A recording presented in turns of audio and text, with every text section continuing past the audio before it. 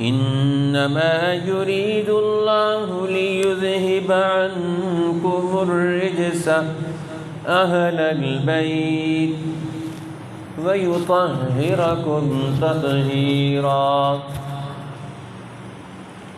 واذكرن ما يتلى في بيوتكن من آيات الله والحكمة إن الله كان لطيفا خبيرا. وقال النبي الكريم صلى الله عليه وسلم تركت فيكم أمرين إن اعتصمتهما لن تضلوا أبدا كتاب الله وسنتي. وقال في رواية كتاب الله وعترتي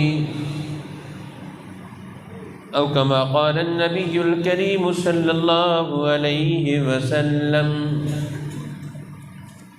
إن الله وملائكته يصلون على النبي يا أيها الذين آمنوا صلوا عليه وسلموا تسليما. اللهم صل على سيدنا محمد وعلى آله وأزواجه وأصحابه وأتباعه وبارك وسلم تسليما كثيرا كثيرا. محترم حاضرین، عزیز بزرگوں اور بھائیوں،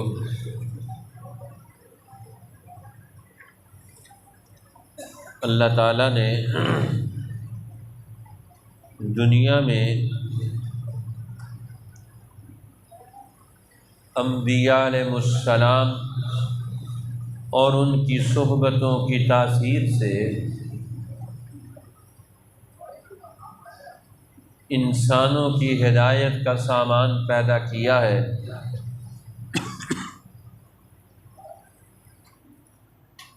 اس لیے مرد ہوں یا عورتیں، دین حق یہ سب کی رہنمائی کرتا ہے.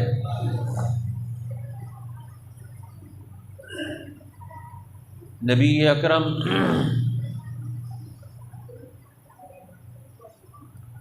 سرور دو عالم صلی اللہ علیہ وسلم کا وہ اسوہ حسنہ جس نے زندگی کے ہر شعبے میں انسانوں کو ہدایت عطا کی ہے، رہنمائی عطا کی ہے.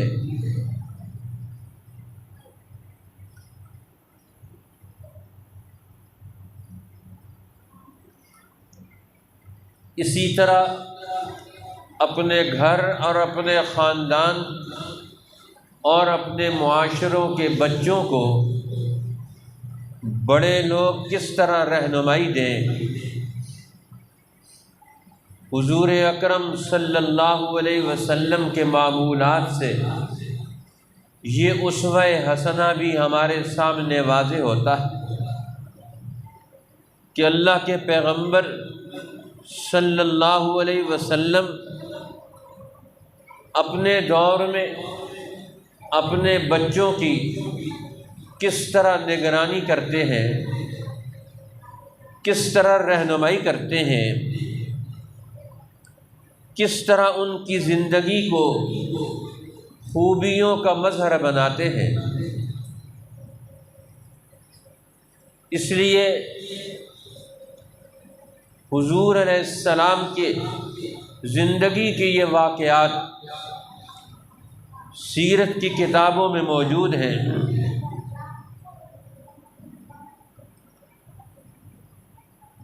کہ ہمیں اپنے بچوں کو دین کے ساتھ کیسے جوڑنا ہے، کیسے ربط دینا ہے،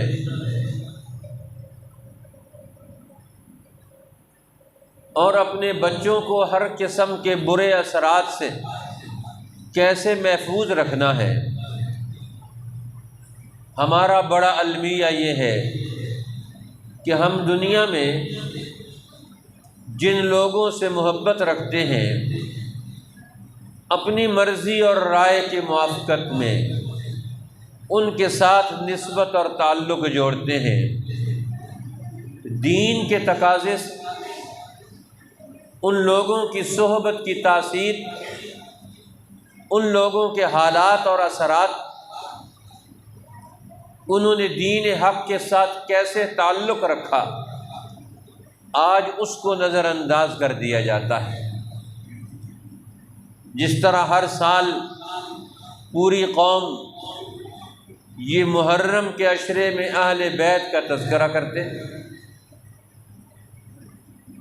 اور اہل بیت میں سے بھی صرف حضرت حسین رضی اللہ تعالیٰ عنہ کا تذکرہ کرتے،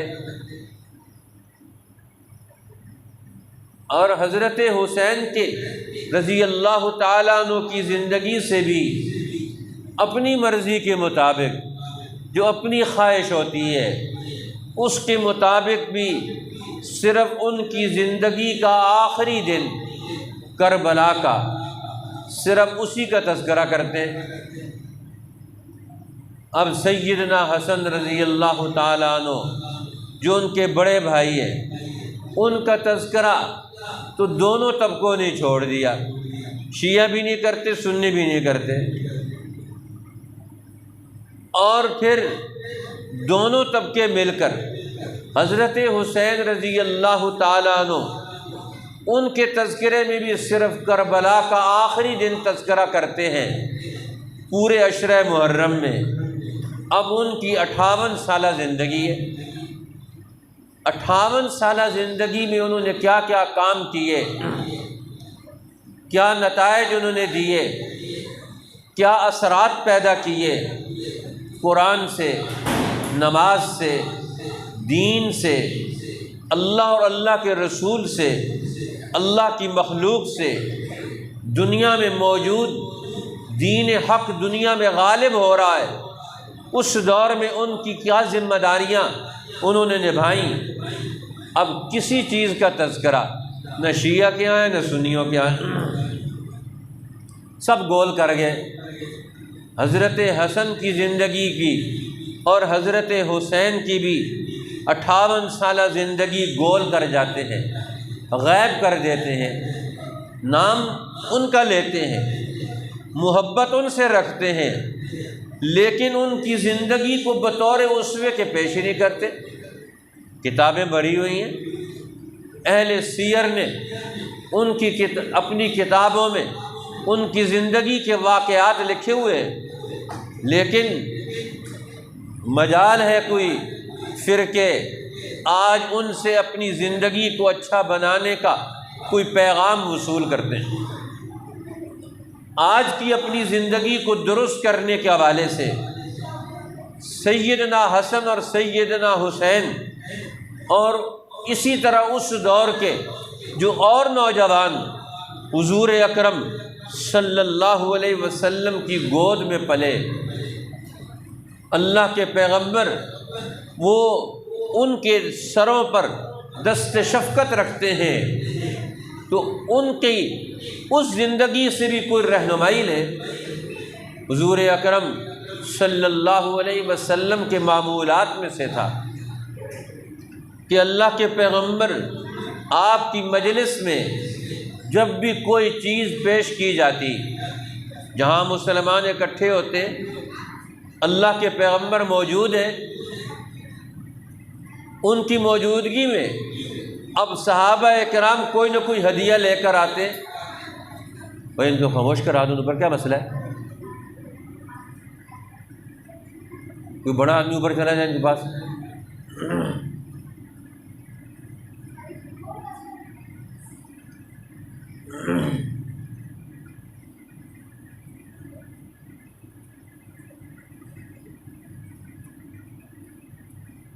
اب حضور علیہ السلام وہ بچوں کی تعلیم و تربیت کے اعتبار سے پوری اہمیت واضح کرتے ہیں کہ ان کو بڑوں کی زندگی میں کیسے داخل کیا جائے، کیسے انہیں اٹیچ کیا جائے، کیسے انہیں حق کے ساتھ جوڑا جائے۔ اب حضور علیہ السلام مجلس میں کوئی چیز آتی، اللہ کے پیغمبر کی خدمت میں کوئی چیز پیش کی جاتی تو مجلس میں تقسیم کرنے سے پہلے سب سے پہلے چھوٹے بچے کو بلا کر وہ اس کو دیتے تھے۔ یعطی اصغر ولید اللہ، اس مجلس کا جو سب سے چھوٹا بچہ ہوتا سب سے پہلے وہ چیز اس کو تقسیم کرتے تھے، اس چھوٹے بچے سے آغاز کرتے تھے۔ اب شیطان بھی چھوٹے بچوں پر اپنا اثر کرتا ہے۔ حضور علیہ السلام ایک دفعہ کھانا کھا رہے دسترخوان پر بیٹھے ہوئے تو ایک بچہ دوڑتا ہوا آیا اور آ کر کھانے میں اس نے فوراً ہاتھ ڈالنے کی کوشش کی۔ حضور علیہ السلام نے اس کا ہاتھ پکڑ لیا۔ آپ نے فرمایا ہم نے کھانا شروع کیا تھا بسم اللہ پڑھ کے، اب شیطان نے بڑی کوشش کی کہ ہمارے کھانے میں اپنا حصہ لے لے۔ ہم نے بسم اللہ پڑھ لی، جس مال پر اللہ کا نام آ جائے وہ شیطان پر حرام ہو جاتا ہے، لہٰذا وہ ہمارے کھانے میں شامل نہیں ہو سکتا۔ اور جو مسلمان اور آئے ان کو بھی انہوں نے آ کر وہ شامل ہوئے تو بسم اللہ پڑھ کے شامل ہوئے۔ اب شیطان بڑا پریشان کہ میں اس کھانے میں اپنی مداخلت کیسے پیدا کروں، اپنا دخل کیسے دوں۔ وہ کہتے ہیں ایک باہر دور بچہ گھوم پھر رہا تھا، اس کے دل میں خیال ڈالا اور خیال ڈال کے اس کو لے کر آیا کہ تم اچانک جا کر کھانے میں حصہ ڈالو، اور بچہ دوڑتا ہوا آیا اور آ کر کھانے میں ہاتھ ڈالنے کی کوشش کی۔ حضور نے ہاتھ پکڑ لیا۔ آپ نے فرمایا شیطان کا ہاتھ اس بچے کے ہاتھ میں، یہ دونوں ہاتھ اب میرے ہاتھ میں ہیں۔ اب اس بچے کو فرمایا بسم اللہ پڑھو۔ اب بسم اللہ پڑھ کر اس کو اپنے کھانے میں شامل کروایا تو آپ نے فرمایا اب شیطان کا ہاتھ غائب ہو گیا، اب شیطان کی مداخلت ہمارے کھانے سے ختم ہو گئی۔ اب معلوم ہوتا ہے بچوں کو شیطان استعمال کرتا ہے۔ اب یہ ان کی بہت ساری خواہشات میں وہ ان کی اپنی نہیں ہوتی، اب شیطان کے کنٹرول میں بھی ہوتے ہیں۔ اب شیطان کا کنٹرول ان سے کیسے ختم ہوگا؟ اس لیے بڑے لوگوں کو حکم دیا کہ تم اپنے بچوں کو اللہ کے نام کے ساتھ جوڑ دو، اللہ کے نام سے ان کا تعلق پیدا کرو۔ حدیث میں آتا ہے حضور علیہ السلام کا معمول تھا، کان رسول اللہ صلی اللہ علیہ وسلم یعوذ الحسن والحسین، حضور علیہ السلام حسن اور حسین کو تعوذ میں شامل کرتے تھے، پناہ میں شامل کرتے تھے، اور ان کے لیے یہ دعا پڑھتے تھے، اور اس دعا کو دم کے طور پر ان کے اوپر پھونک بھی دیتے تھے۔ اعیذکما بکلمات اللہ التامات من کل شیطان وہامۃ ومن کل عین لامۃ۔ اب یہ حضور علیہ السلام جب بھی بچے ملتے تو ان بچوں کو اس تعوذ میں شامل کرتے کہ میں تم دونوں کو اللہ کے پاک کلمات سے، اللہ کے پاک کلمات سے اس کی پناہ میں دیتا ہوں جو پورے کلمات ہیں، کلمات اللہ التامات، اللہ کے تمام پاک کلمات کو ہر قسم کے شیطانوں سے، ہر قسم کے حملہ آور قوتوں سے، ہر قسم کی نظر بد سے، بری نگاہ سے، اور ہر قسم کی ملامت کرنے والے کی شر اور آنکھ سے، نگاہ سے میں تمہیں پناہ میں دیتا ہوں۔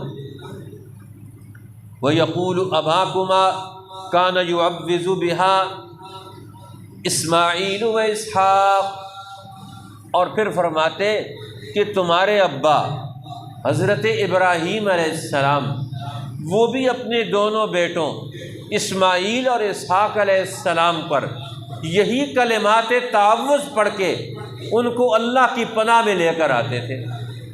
اب دیکھو حضور علیہ السلام نے ان دونوں بچوں کو سامنے رکھ کر مسلمانوں کو چھوٹے بچوں کا ایک ایسا حصار قائم کرنے کا حکم دیا ہے، اور پھر اس حصار کی اور اس پناہ کی تاریخ بھی بیان فرمائی ہے۔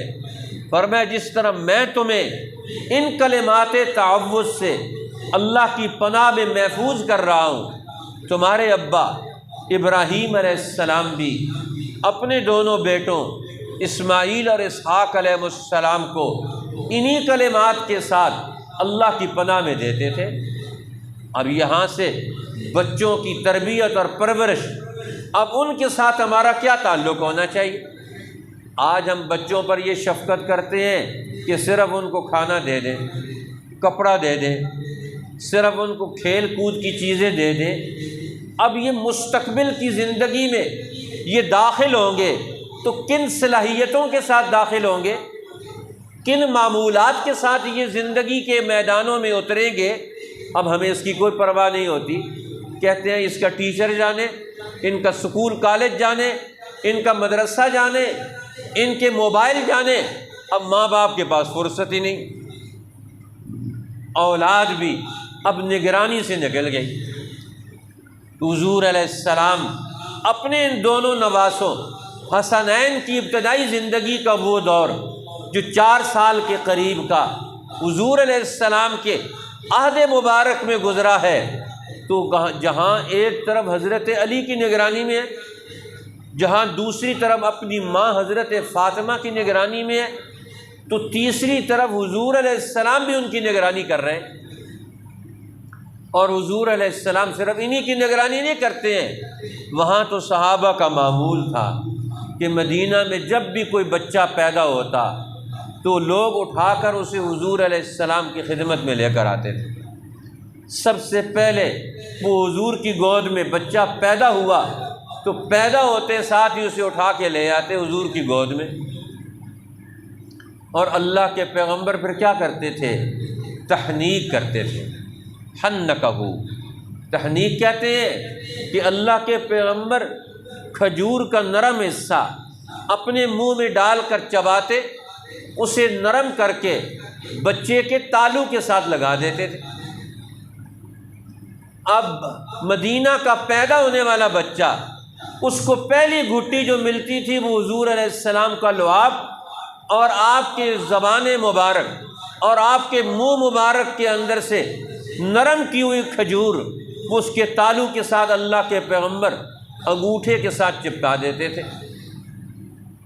ایک عورت آئی حضور کے پاس کہ اللہ کے پیغمبر، میرا جو بچہ ہے یہ ہر وقت بیمار رہتا ہے، اس کا تالو اتر جاتا ہے۔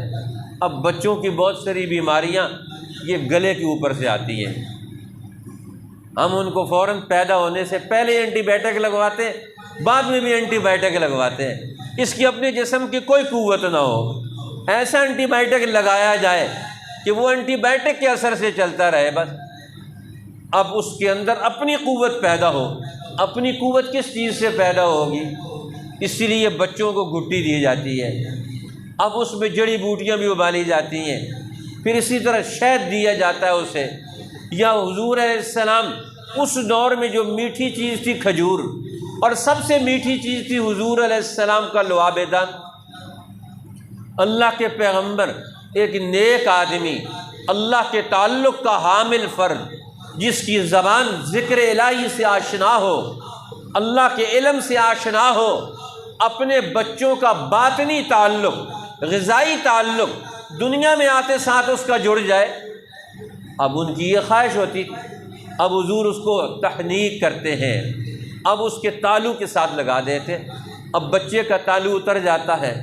اللہ کے پیغمبر کے پاس آ کر شکایت کرتی ہے، حضور میرا بچہ تو بیمار، ہر وقت گلے کا مریض، تالو اس کا اتر جاتا ہے، اس لیے بچے کا یہ حصہ جب تک وہ بڑا نہیں ہوتا یہ نرم رہتا ہے، سانس لیتا ہے تو وہ بھی حرکت کرتا ہے، ایک ہڈی اس کی وہ نرم رہتی ہے، عرصے بعد جا کر وہ اپنی اس سختی اور صلابت کو پہنچتی ہے تاکہ اس کا کوئی علاج ممکن ہو سکے۔ اب حضور نے فرمایا کہ تو اپنے بچے کے علاج کے حوالے سے پست ہندی سے کیوں غافل ہے؟ یہ جا کر شہد میں ملا کر اسے چٹاؤ۔ اب بچوں کو کس نگرانی میں رکھنا ہے؟ اب اللہ کے پیغمبر اس کی جسمانی نوعیتوں کی رہنمائی بھی کر رہے ہیں اور اس کی تربیت کا انداز بھی دے رہے ہیں۔ اب حضرت حسنین ان کو اللہ کے پیغمبر اپنی نگرانی میں بھی رکھے ہوئے ہیں۔ آج ہمارے بچے کس کی نگرانی میں ہیں؟ حضور علیہ السلام سے تعلق کا سارے اعلان کرتے ہیں، لیکن ذمہ داریاں کون نبھائے گا؟ حضور ذمہ داریاں نبھا رہے ہیں، بچوں کی کفالت بھی کر رہے ہیں، نگرانی بھی کر رہے ہیں، نگہداشت بھی کر رہے ہیں، ان کے مسائل کے حل کے حوالے سے اقدامات بھی کر رہے ہیں۔ تو اب حضرت حسن اور حسین دونوں کو یہ تعوذ پڑھا کرتے تھے، اور پھر اس کو پڑھ کر آخر میں یہ جملہ بھی فرمایا وَيَقُولُ أَبَاكُمَا كَانَ يُعَوِّذُ بِهَا اسماعیل و اسحاق، تمہارے ابا ابراہیم علیہ السلام اپنے دونوں بیٹوں اسحاق اور اسماعیل علیہ السلام کو بھی انہی کلمات تعوذ سے، کلمات اللہ التامات سے، مخلوق کے اندر سے پیدا ہونے والے شر کے فتنے سے، اللہ کے کلمات کی تاثیر سے انہیں محفوظ کرتے ہیں۔ تو لہٰذا اپنے بچوں کو محفوظ کرنا ہر قسم کی بری آنکھ اور بری نگاہ سے، اسی طرح ہر برے ارادے اور جذبے سے ان کو محفوظ رکھنا، یہ بھی ایک مستقل عمل ہے۔ حضرت حسن تھوڑے سے بڑے ہوئے، اب بولنے سمجھنے اور سیکھنے کی عمر میں پہنچے، تو اب حضور علیہ السلام نے ان بچوں کو دعائیں بھی یاد کروائیں، ان بچوں کو دعائے قنوت بھی یاد کروائی۔ حضرت حسن ان کو حضور علیہ السلام نے خود دعائے قنوت یاد کروائی۔ آج ہم کہتے ہیں سارا کام مولوی صاحب مسجد میں کریں گے، ہم نے کوئی کام نہیں کرنا۔ ماں باپ کی ذمہ داری ہے، صرف کپڑے دینا ذمہ داری نہیں ہے۔ اب اس کو نماز کے متعلقات کیا ہیں، نماز اس نے پڑھنی ہے، نماز کے فرائض کیا ہیں، اور اسی طرح دعائیں کیا ہیں۔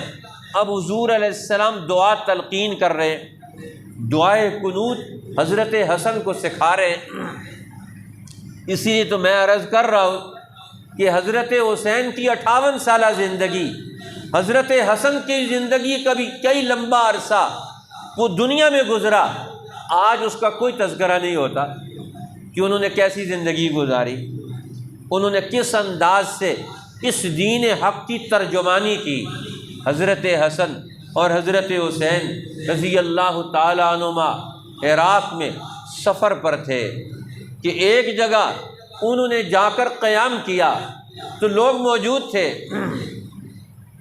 تو ایک بڑے میاں آئے اور بڑے میاں نے آ کر جلدی جلدی وضو کیا اور نماز پڑھی، رکوع کر، سجدہ کر، قیام کر، یہ کر اور وہ کر، فوراً فارغ ہو گئے۔ اب یہ نوجوان ہیں، جوان ہیں، اب انہوں نے دیکھا کہ بڑے میاں نے وضو بھی صحیح نہیں کیا، نماز بھی صحیح نہیں پڑھی۔ اب ان کو کہیں کہ تم نے نماز صحیح نہیں پڑھی، تم نے وضو صحیح نہیں کیا، یہ تو ایک بڑے آدمی کے ساتھ گفتگو کرنے کا انداز صحیح نہیں ہے۔ اب وہ بڑا ہے، اب بڑے کو کیسے سکھایا جائے گا؟ اب یہ دونوں حضرت حسن اور حسین اس کے پاس جاتے ہیں کہ شیخ چچا جان، ہم نئے جوان لوگ ہیں، ہم نماز وضو کرتے ہیں اور نماز پڑھتے ہیں 2 رکعت آپ کے سامنے، آپ ہمارے وضو کی اور نماز کی غلطیاں نوٹ کر کے ہمیں بتائیں کہ ہمارے وضو میں اور ہمارے نماز میں کیا غلطی ہے۔ اب دونوں نے وضو پہلے سے ہوگا، لیکن تعلیم دینے کے لیے وہ ٹھہر گئے، انہوں نے اپنے سارے کام کاج چھوڑ چھاڑ کے ایک بڑے میاں کو دین کی تعلیم کی طرف کیسے لے کر آنا ہے۔ اب ان کو کہتے ہیں ہم وضو کرتے ہیں۔ اب حضرت حسن اور حسین دونوں وضو کر رہے ہیں، وضو کر کے کھڑے ہو گئے، اب ہم 2 رکعت پڑھنے لگے۔ اب انہوں نے 2 رکعت پڑھی، 2 رکعت پڑھنے کے بعد سلام پھیرا۔ ان بڑے میاں سے پوچھنے لگے شیخ ہم بتائیں کہ ہمارے وضو میں کیا غلطی ہے؟ پھر پوچھا کہ ہماری نماز میں ہم نے نماز پڑھی ہے، اس میں کیا غلطی ہے؟ وہ کہنے لگے تمہارے وضو میں بھی کوئی غلطی نہیں، تمہارے نماز میں بھی کوئی غلطی نہیں، غلطی تو میرے وضو میں اور میرے ہی نماز میں ہے کہ میں نے اس کو صحیح طریقے سے ادا نہیں کیا۔ اب دیکھو ان کے اندر امت کو جو دین سے ہٹا ہوا ایک فرد ہے، اس کی زندگی میں جہالت ہے یا کوئی اور چیز ہے، یہ اس جہالت کو سیدنا حسن اور حسین کیسے دور کرتے ہیں؟ آج ہم ان کا نام لیتے ہیں، امت سے جہالت بھی ختم کرتے ہیں۔ نام ان کا لیتے ہیں، سارے شیعہ سنی دونوں لیتے ہیں، لیکن ہماری نماز ان کی نماز کے مطابق ہے، ہمارا وضو ان کے وضو کے مطابق ہے، ہماری زندگی ان کی زندگی کے مطابق ہے۔ تو انہوں نے 60 سال کے قریب کا عرصہ گزارا ہے، وہ 60 سالہ ان اماموں کا، ان حسنین کا، اہل بیت کا آج شیعہ سنی دونوں تذکرہ نہیں کرتے ہیں، صرف شہادت کا تذکرہ کر کے فارغ ہو جاتے ہیں۔ ان کو دنیا سے فارغ کرنا ہے، بھئی وہ تو دنیا میں رہنما بن کر آئے ہیں، وہ دین کے نمائندے بن کر رہے ہیں، یہ قرآن کے ترجمان بن کر رہے ہیں۔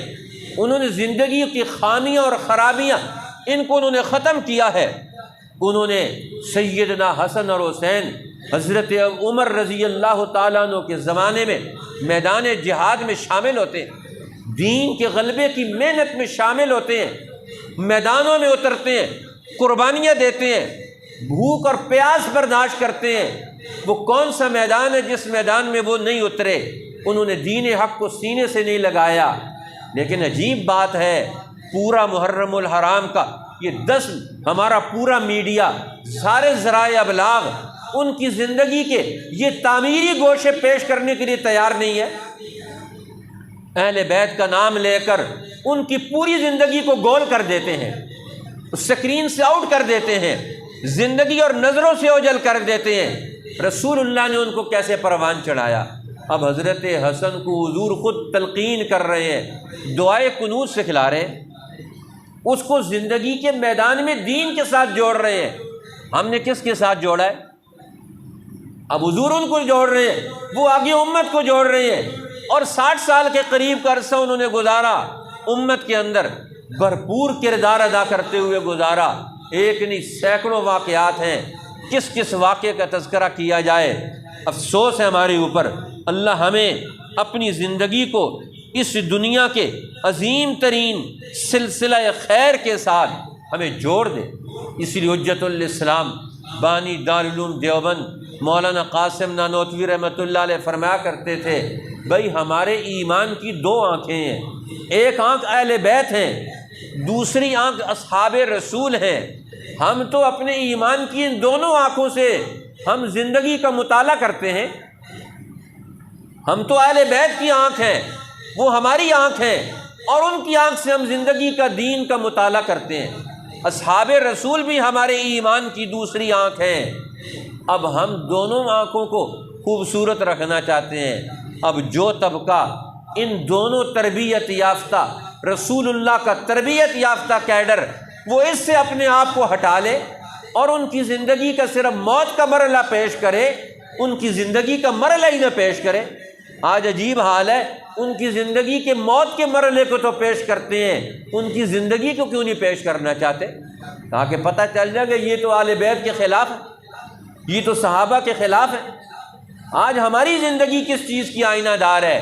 اس لیے پہلا مرحلہ زندگی کا ہے، ہم اہل بیت کی زندگی کو پیش کریں گے، ہم اہل بیت کی زندگی کا مطالعہ کریں گے، انہوں نے زندگی کیسے گزاری ہے، انہوں نے رائے حق کے ساتھ وفا شعاری کا اظہار کیسے کیا ہے۔ آج ہمیں یہ سبق سیکھنا ہے، تو پہلا سبق تو زندگی کا سیکھنا ہے، پہلا سبق تو زندگی کو درست کرنے کا سیکھنا ہے، ایمان کا اور علم کا سبق حاصل کرنا ہے، اخلاق کا سبق حاصل کرنا ہے۔ ہم وہ تو حاصل نہیں کرتے، نہ ایمان سیکھا اہل بیت سے، اصحاب رسول سے، نہ ہم نے دین سیکھا ان سے، نہ ہم نے اخلاق سیکھے ان سے، نہ علم حاصل کیا ان سے، تو ہم نے کیا چیز حاصل کی ہے؟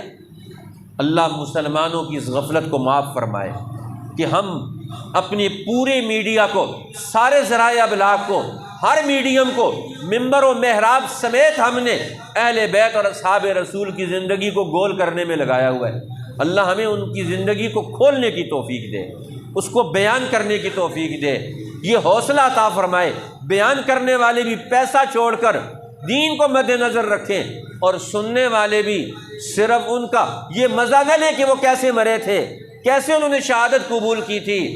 نہیں، شہادت تو دین پر ان کی استقامت کا آخری مرحلہ ہے، باقی مرحلے ان کی زندگی کے کیوں نظر انداز کرنا چاہتے ہیں؟ اللہ ہمیں پوری زندگی اہل بیت رسول، اصحاب رسول، ان کی زندگی کا نقش اسے اپنی زندگی میں اختیار کرنے کی توفیق عطا فرمائے۔ وآخر دعوانا الحمد للہ رب العالمین۔